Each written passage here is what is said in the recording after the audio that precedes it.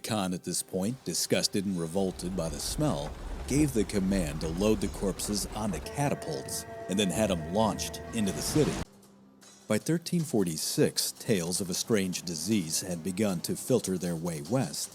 Most of the stories were ignored, but they told of entire areas being destroyed and population centers being wiped out.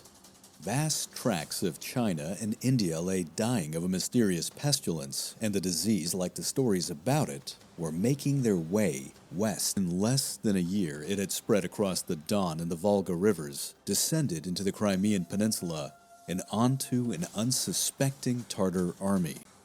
It didn't take long before the encampment was infected, and even less time before the besiegers began to die en masse. The situation in the Tartar camp was degrading by the day, to the point where more people were dying than could be easily attended to. The scene, if one could imagine, was that of putrid, swollen corpses stacked like cordwood as far as the eye could see.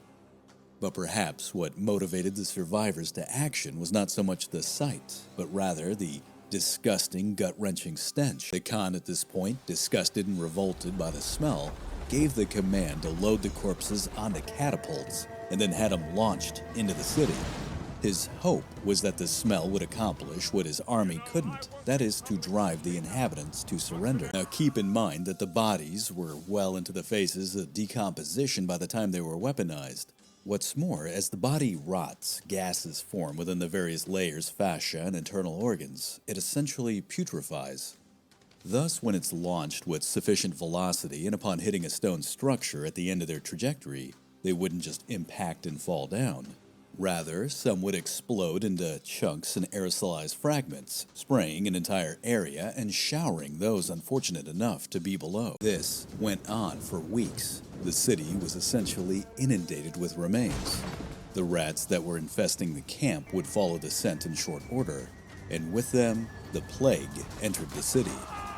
The Genoese, who were once confident behind their defenses and were scoffing at the enemy, now saw the dying commence once again. But this time, it was in their own streets, their own buildings, and in their own homes.